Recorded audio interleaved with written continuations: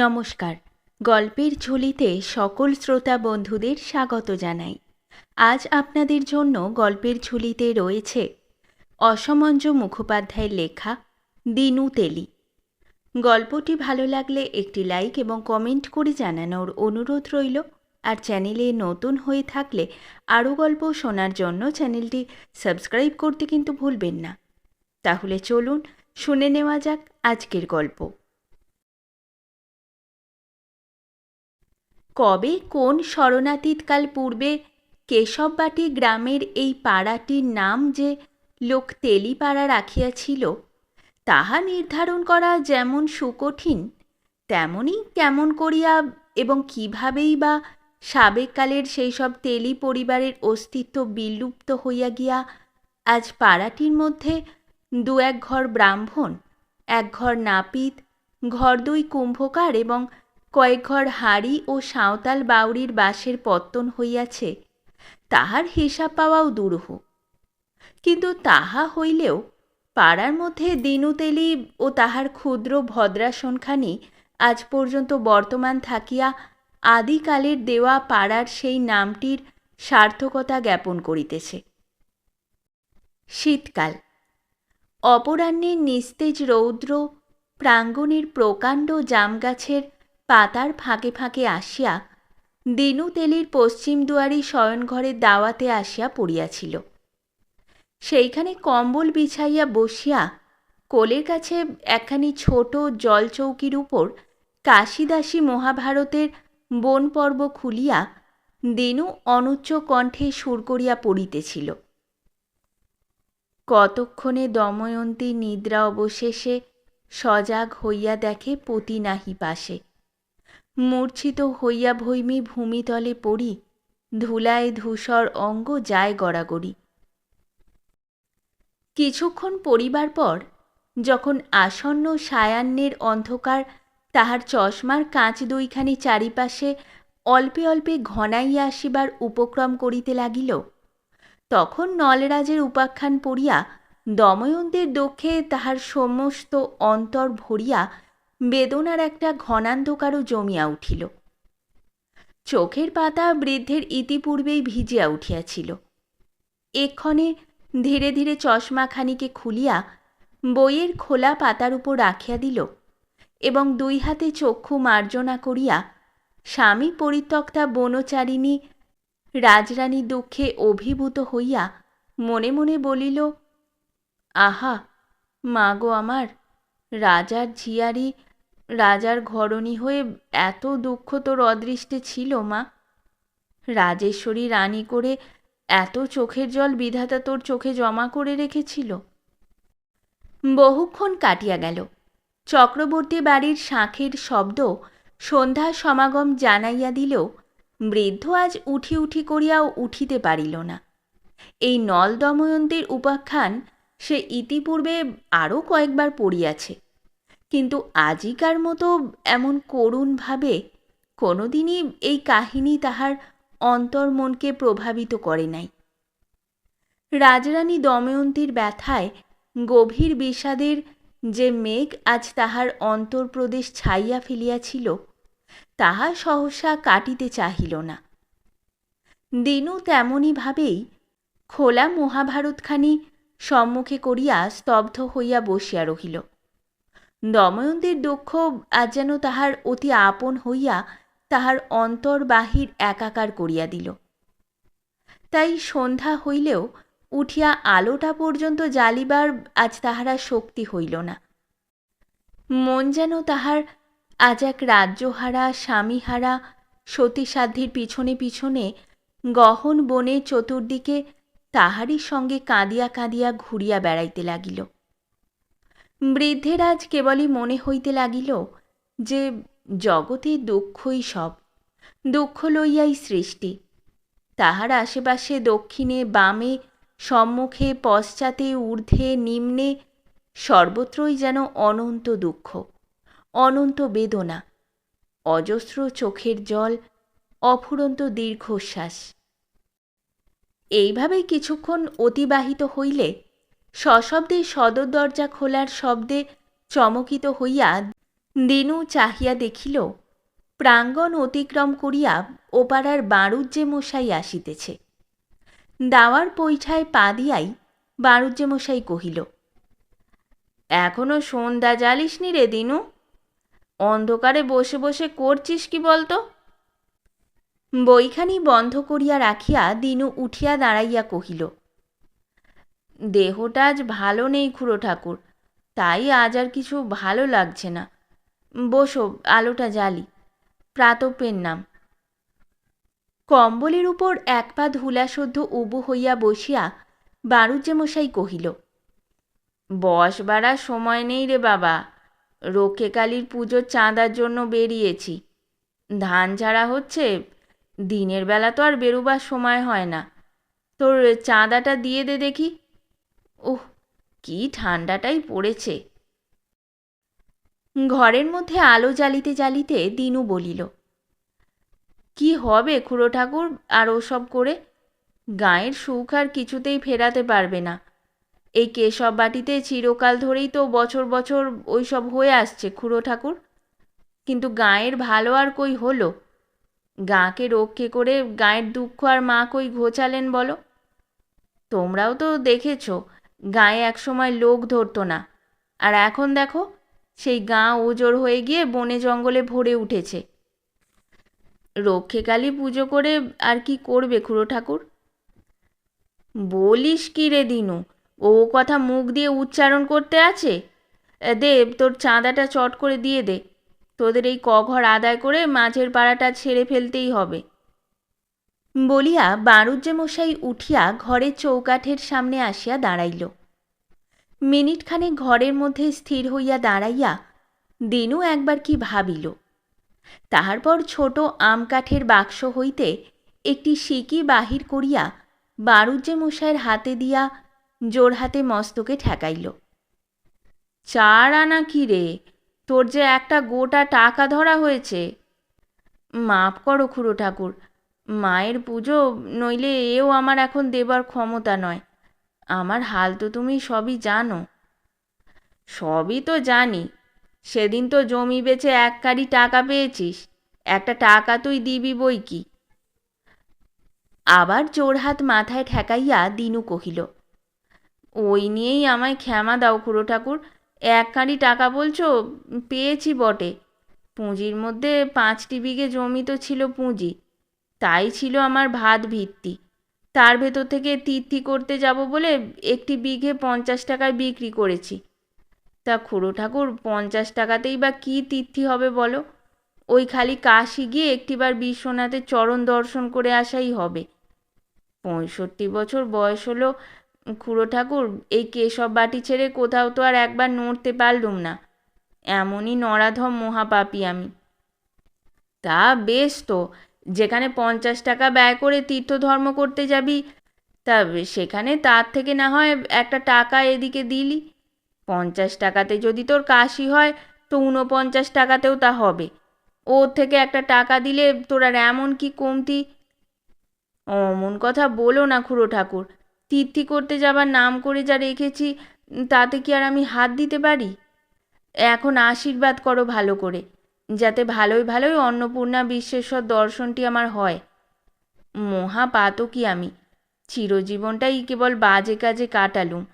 আমার ভাগ্যে কি আর। বাঁড়ুজ্যে মশাই বিরক্ত হইয়া মনে মনে কহিল, তোমার ভাগ্যে একেবারে সাক্ষাৎ অন্নপূর্ণা বিশ্বেশ্বর দর্শন ঘটবে, ব্যাটা চামার কোথাকার। প্রকাশ্যে কহিল, আচ্ছা চললুম। কবে তাহলে কাশী যাচ্ছিস? একলাই যাবি তো? প্রশ্ন করিতে করিতে বাঁড়ুজ্যে মশাই প্রাঙ্গণের মাঝখানে আসিয়া আর একবার দাঁড়াইল। হেরিকেনটি লইয়া দিনু তাহাকে সদর পর্যন্ত আগাইয়া দিতে আসিয়া তাহার প্রশ্নের উত্তরে কহিল, যাবার আগে মুখ দিয়ে বলতে নেই খুড়ো ঠাকুর, এই একটু শীতটা কমলেই ফাল্গুনের মাঝামাঝি নাগাদ ইচ্ছেটা একবার আছে আর কি। আর একলা কি করে যাব বলো? কিছুই তো জানি না, চিনি না। ও পাড়ার এক কড়িঘোষ যাবে, তার সঙ্গেই যাব। দিনুর সব কথা হয়তো বাঁড়ুজ্যে মশাইয়ের কানেই পৌঁছাইল না। ঝনাত করিয়া সদরের দরজা খুলিয়া তিনি রক্ষাকালী পূজার বাকি চাঁদা আদায়ের জন্য ব্যস্ত হইয়া অন্ধকারের মধ্যে অদৃশ্য হইয়া গেলেন। দরজায় হুড়কা লাগাইয়া উঠানে আসিয়া দাঁড়াইতেই দিনু দেখিল খিড়কির ভাঙা কবাটের ফাঁক দিয়া উঠানের মধ্যে খানিকটা আলো রেখা আসিয়া পড়িয়াছে। সঙ্গে সঙ্গেই শিশুকণ্ঠে সেই দিক হইতে কে ডাকিল, দাদামশাই। কে রে? বলিয়া দিনু খিড়কি খুলিতেই দেখিল তাহারই প্রতিবাসী নালুহারির বিধবা স্ত্রী একখানি মলিন ছিন্ন বস্ত্রে আপাদমস্তক কোনো রকমে আবৃত করিয়া একটি কেরাসিনের ডিবা হাতে একধারে জড়সড় হইয়া দাঁড়াইয়া আছে। তাহার হাত ধরিয়া দাঁড়াইয়া তাহার 5 বৎসরের মেয়ে চাঁপা একখানি ছেঁড়া কাঁথা গায়ে জড়াইয়া শীতে হিহি করিয়া কাঁপিতেছে। দিনু চাঁপার মাতার দিকে চাহিয়া কহিল, কি গা বৌমা, কোনো দরকার আছে কি? আজ তোমরা শুতে যাওনি যে এখনো? জিজ্ঞাসা করিবার সঙ্গে সঙ্গেই দিনু দেখিল একখানি চটে জড়ানো ছিন্ন একটি শয্যার পুঁটুলি হারি বউয়ের পায়ের কাছে পড়িয়া রহিয়াছে। দিনুর খিড়কির বাহিরের দিকেই নালুহারির ঘর। রাত্রিতে গ্রামের চৌকিদারি করিয়া ও দিনে লোকের বাড়ি জনমজুর খাটিয়া কোনো রকমের দুঃখে কষ্টে সে দিনপাত করিত। কিন্তু কয়েক বৎসর হইল তাহার মৃত্যু হওয়াতে ইহাদের যে কি দুর্গতির সহিত দিনপাত হইতেছে তাহার হিসাব আর কেহ রাখুন না রাখুন, দিনু কতকটা রাখে। জাতিতে হারি হইলেও চাঁপার মা দুঃখ কষ্টকে নীরবে সহ্য করিয়া লইয়া থাকিতে পারিত। তাই এমন দুরবস্থায় পড়িয়াও সে নিজের ভাঙা কুড়েখানির মধ্যে মুখ বুজিয়া পড়িয়া থাকিত। সাহায্যের জন্য কাহাকেও বৃথা বিরক্ত করা তাহার অভ্যাস ছিল না। কিন্তু ভগবান শুধু গ্রাসের কাঙাল করিয়া তাহাকে ছাড়িলেন না, বাসের কাঙালও করিলেন। আজ কয়দিন হইল হঠাৎ একদিন সামান্য একটু ঝড় বৃষ্টি হইয়া তাহাদের সবে মাত্র মাথা গুঁজিবার আশ্রয় বহুকালের জীর্ণ ঘরখানি ভূমিসাৎ হইয়া পড়িয়া গিয়াছে। পাড়ার চক্রবর্তীদের চণ্ডীমণ্ডপের একধারে খানিকটা অংশ ঘেরা ছিল। কয়েকদিন হইল এইখানেই ইহারা আশ্রয় লইয়াছে। দিনের বেলা ভাঙা ঘরের অনাবৃত দাওয়ার একধারেই কোনো রকমে 2টি রাঁধিয়ালয়, সমস্ত দিন সেইখানে থাকে। মেয়েটি উঠানের আমতলায় খেলাধুলা করে, তারপর সন্ধ্যার প্রাক্কালেই ভিটাতে সন্ধ্যা দেখাইয়া মেয়েটিকে বুকে করিয়া চক্রবর্তীদের চণ্ডী মণ্ডপে শুইতে যায়। দিনুর প্রশ্নের উত্তরে হারিবউ মুহূর্তকাল পাঁচিলের দেওয়াল ঠেস দিয়া নীরবে দাঁড়াইয়া রহিল। তাহার পর ঘোমটাটা আরও একটু টানিয়া দিয়া অত্যন্ত ধীর স্বরে কহিল, আজকে আপনার গোয়ালের ভেতর একটু আমাদের শোবার জায়গা হবে? 2-1টা প্রশ্নোত্তরের ফলেই জানা গেল যে আজ চক্রবর্তী বাড়ি কে লোক আসিয়াছে বলিয়া সেখানে আজ ইহাদের শৈবার স্থান হইল না। তাই তাহাদের বিছানা লইয়া সেখান হইতে ফিরিয়া আসিতে হইয়াছে। দিনু গোয়াল হইতে তাহার গরুটিকে খুলিয়া আনিয়া তাহার অনাবৃত রাঁধিবার চালায় বাঁধিল এবং তাহার গাত্রে খান্দই 4 চটের থলে বেশ করিয়া জড়াইয়া দিল। পরক্ষণেই আবার কি ভাবিয়া সেগুলি তাহার গাত্র হইতে খুলিয়া ফেলিল এবং বরাবর শয়নঘরের মধ্যে আনিয়া তক্তপোষের পায়ের সঙ্গে তাহাকে বাঁধিল। হারিবউকে আসিয়া কহিল, ঘরের আঁটিগুলো বেশ পুরু করে সাজিয়ে তার উপর বিছানা পাতো মা। আহারে, এত কষ্ট তোর কপালে ছিল মা লক্ষ্মী, কি আর করবি বল? তোরা সীতা দময়ন্তীর জাত মাগো, দুঃখ দিয়ে ভগবান তোদের কখনো হারাতে পারবেন না। তারপর কথায় কথায় হারিবউয়ের ঘরখানি মেরামতের কথা উঠিল। হারিবউ অত্যন্ত বিনম্র ও মৃদু কণ্ঠে বলিল, খেতে পাই না, ঘর আর কোত্থেকে তুলতে পারবো বাবা?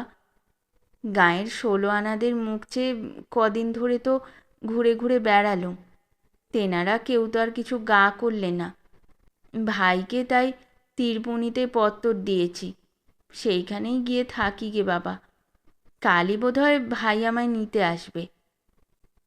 স্বামীর ভিটা, যেখানে সে 7 বৎসর বয়সের সময় আসিয়া দীর্ঘ 20 বৎসর ধরিয়া নানা প্রকার সুখ দুঃখের সহিত কাটাইয়াছে, তাহা ত্যাগ করিয়া যাইবার কথায় বোধহয় তাহার অন্তর ভিতরে ভিতরে কাঁদিয়া উঠিল।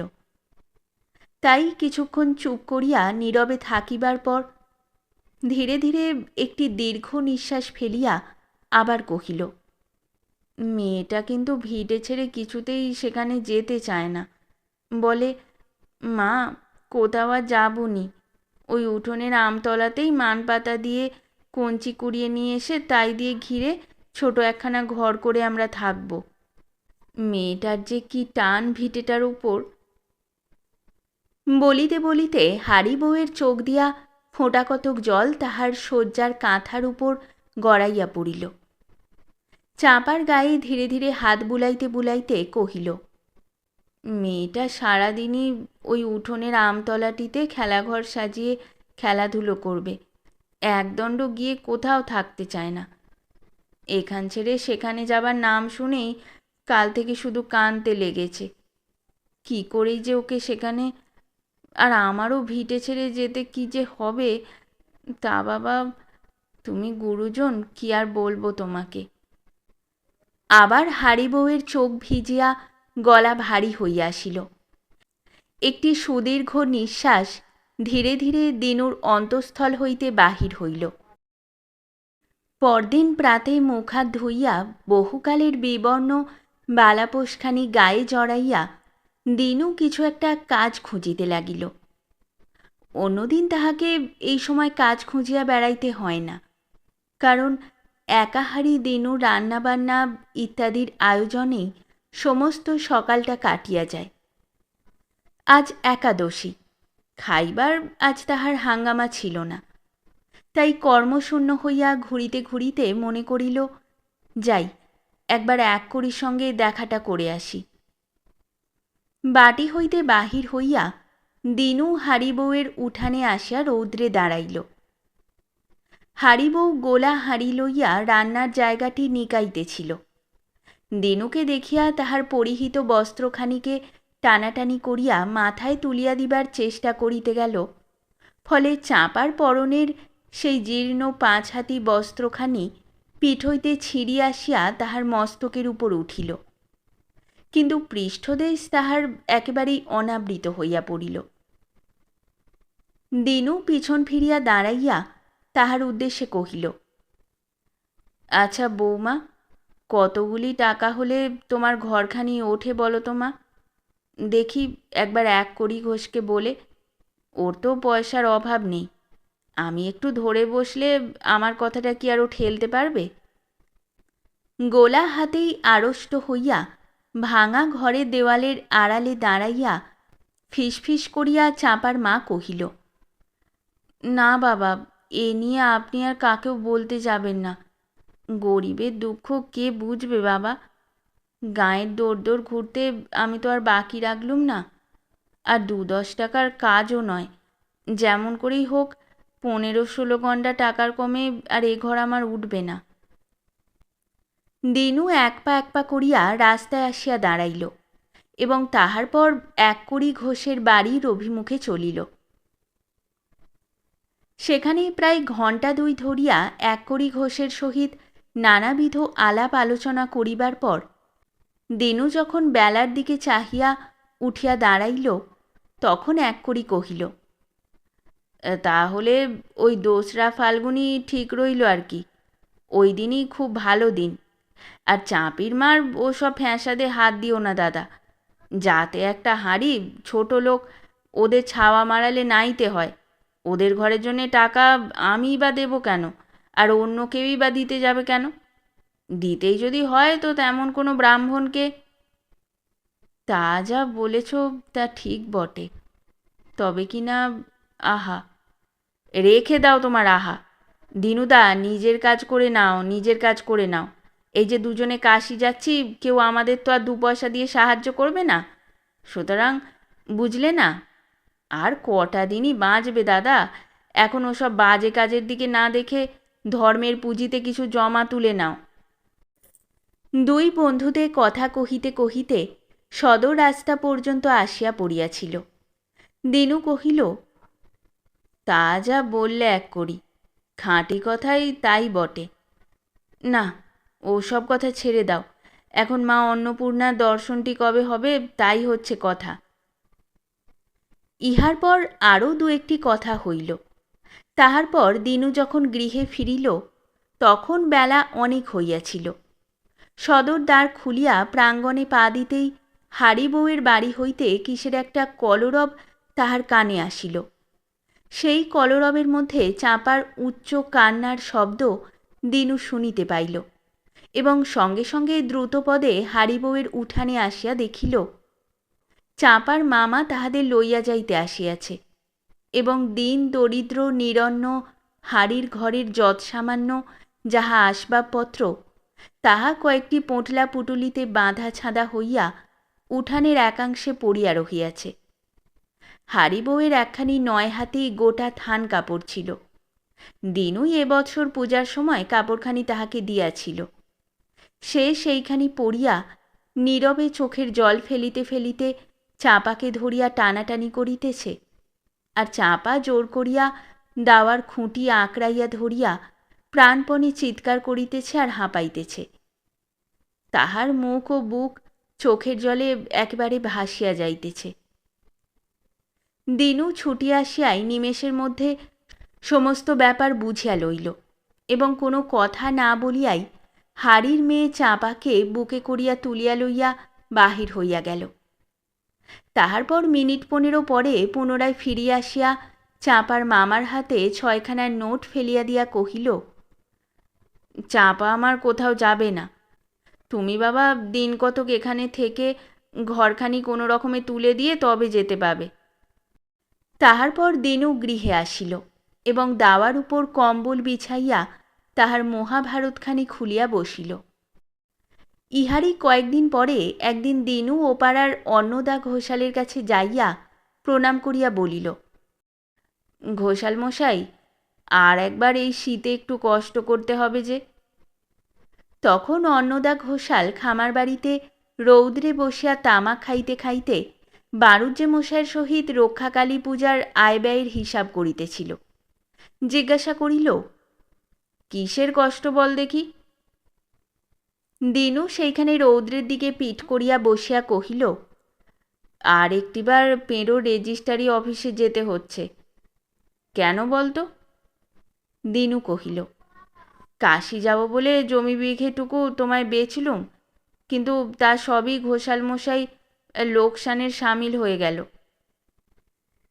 ঘোষাল ও বারুজ্জে মশাই দুজনেই সোৎসুকে দিনুর মুখের দিকে চাহিয়া রহিল।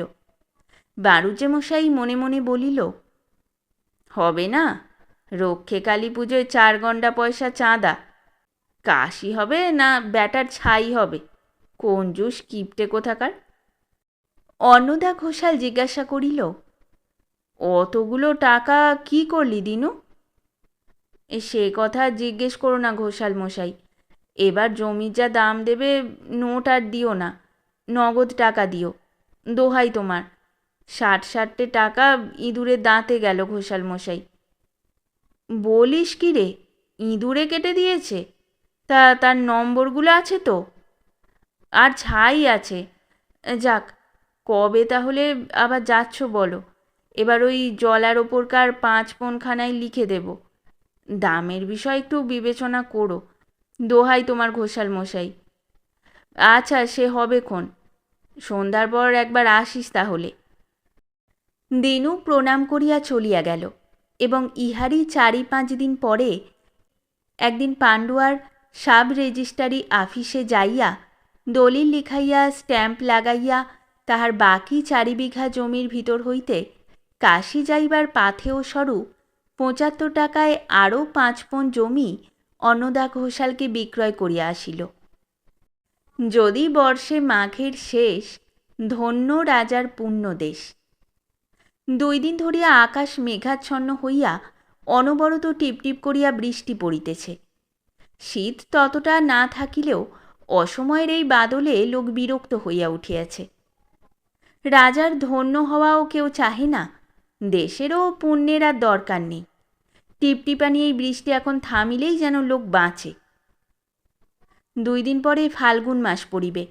কোথায় শীতের আড়ষ্টভাব কাটিয়া গিয়া নববসন্তের স্ফূর্তি জাগিয়া উঠিবে, তাহার পরিবর্তে দিবারাত্র আকাশের এই নিরানন্দ ঘনঘোর ভাব, পথঘাট জলকাদায় একাকার, কোনো কাজ করিবার উপায় নাই, বাটি হইতে বাহির হওয়া পর্যন্ত কষ্টকর।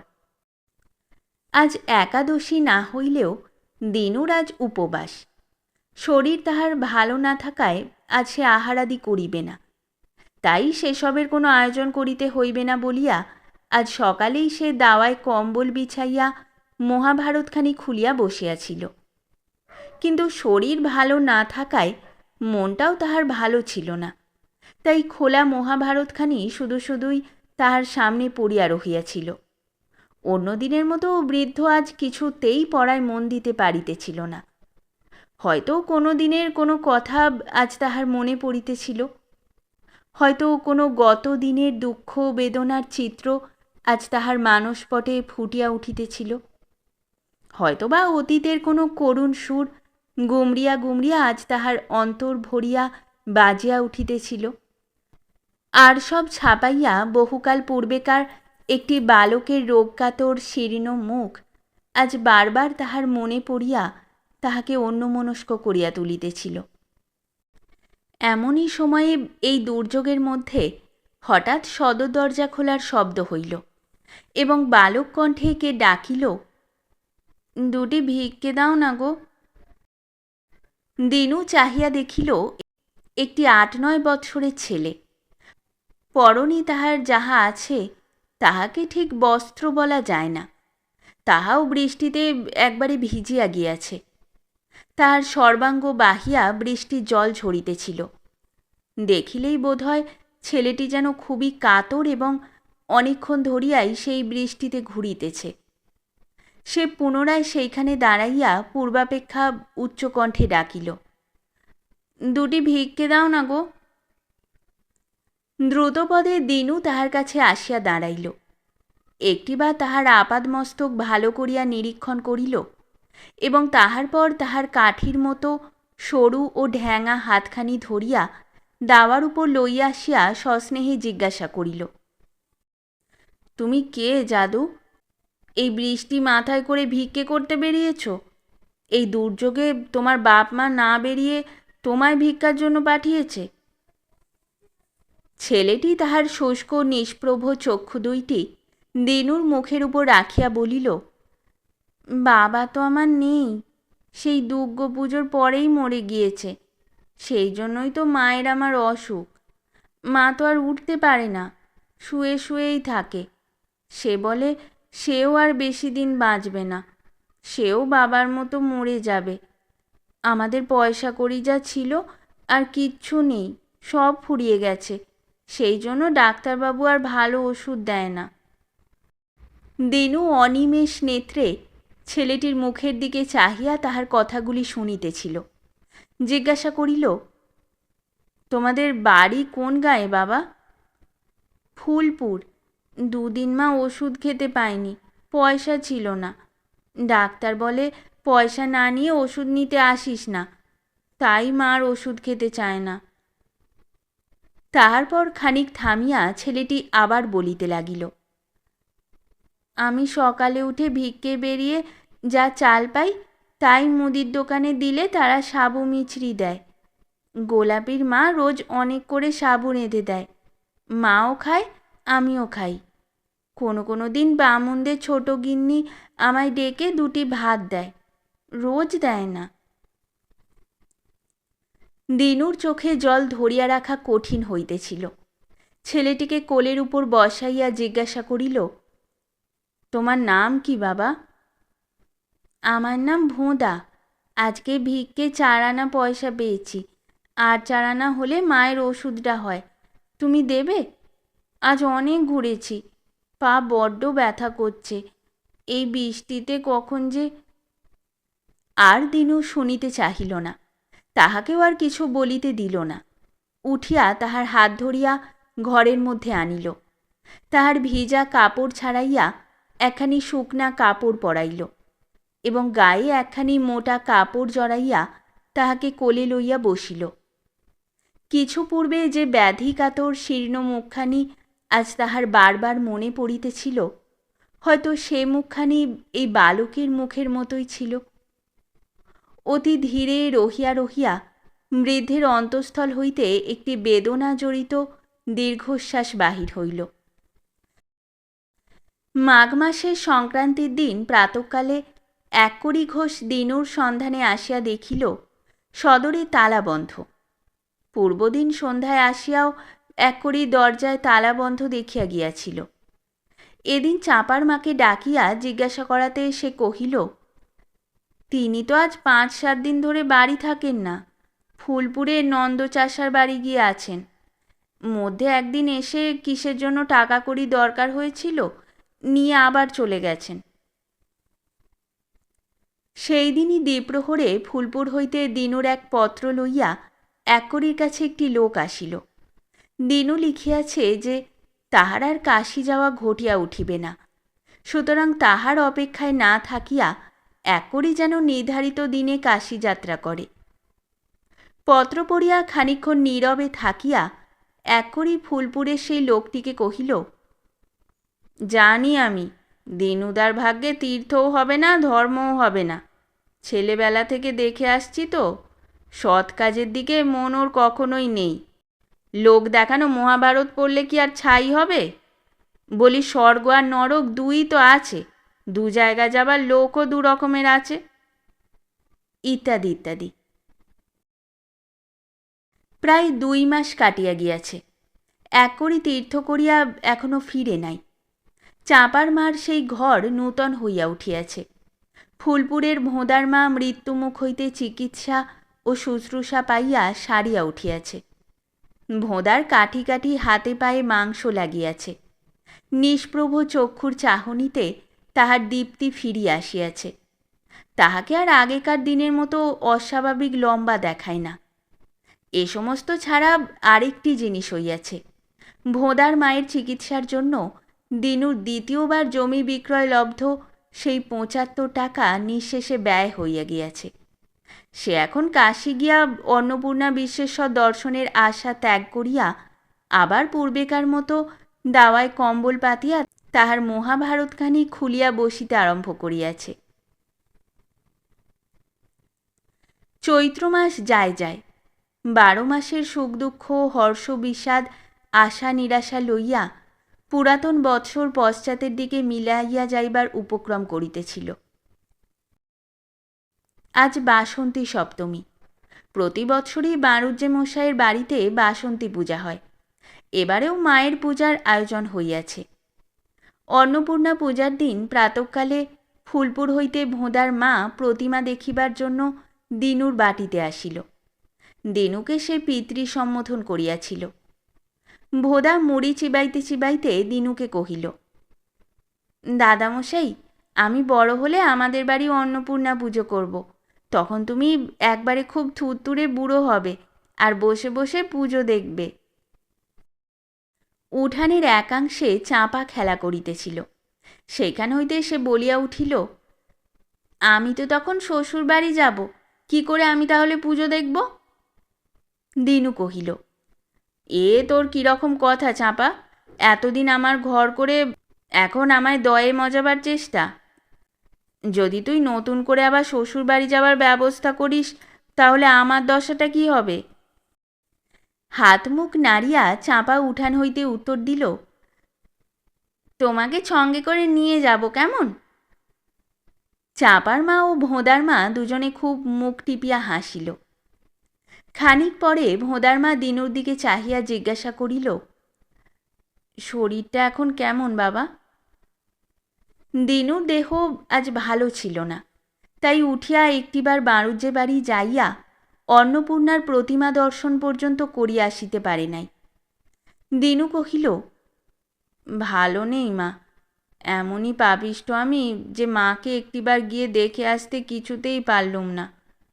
আমার ভাগ্যে অনন্ত নরক, অনন্ত নরক। বলিতে বলিতে দিনু আর হইয়া বালিশটি কাঁধে দিয়া মাদুরের ওপর শুইয়া পড়িল। সেদিন ভোঁদার মার আর বাড়ি ফেরা হইল না। সন্ধ্যার পর বাড়ুজ্যেমশাই কি একটা কাজে এ পাড়ায় আসিয়াছিল।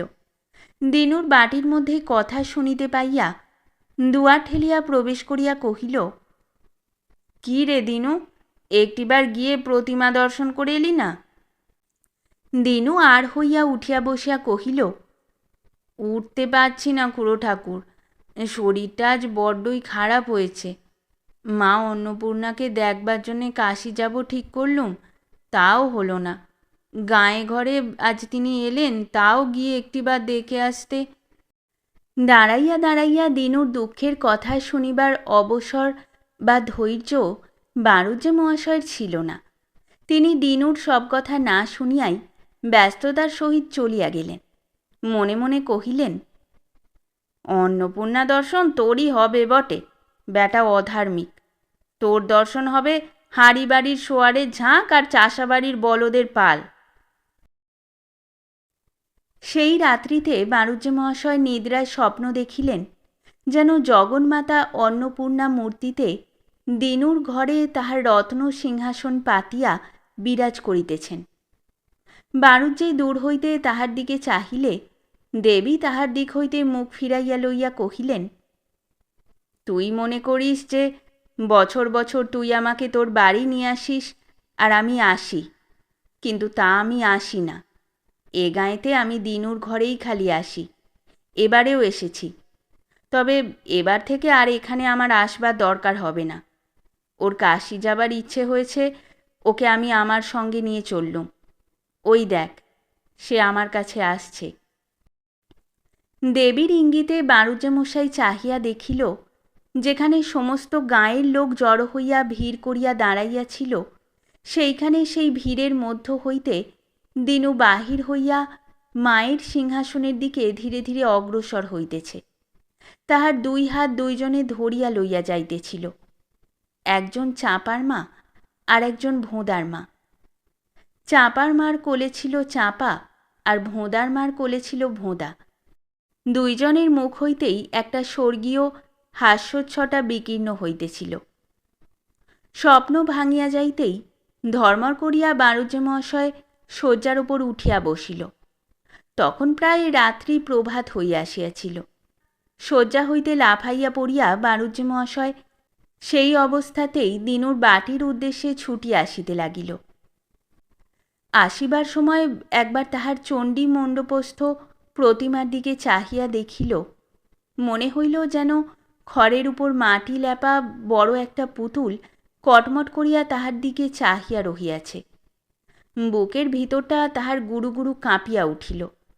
তাহার পর ছুটিতে ছুটিতে দিনুর বাড়ির প্রাঙ্গণে আসিয়া দেখিল, উঠানের মধ্যে পাড়ার অনেক লোকই ভিড় করিয়া দাঁড়াইয়া আছে, আর তাহাদেরই সম্মুখে একটু দূরে তুলসীতলায় দিনু যে কম্বলখানিতে বসিয়া তাহার মহাভারত পাঠ করিত, তাহারই উপর তাহার প্রাণহীন দেহ পড়িয়াছে, আর তাহার মৃত্যু নিথর উন্মিলিত চক্ষুর্দয় ঊর্ধ্বে স্বর্গের পানে স্থির হইয়া রহিয়াছে। শেষ হলো আমাদের আজকের গল্প। গল্প পাঠে এবং বিভিন্ন চরিত্রে আমি তৃষিতা। গল্পটি ভালো লাগলে লাইক এবং শেয়ার করে দেবেন। খুব তাড়াতাড়ি নতুন একটি গল্প নিয়ে ফিরে আসব। সকলে ভালো থাকুন, শুনতে থাকুন গল্পের ঝুলি।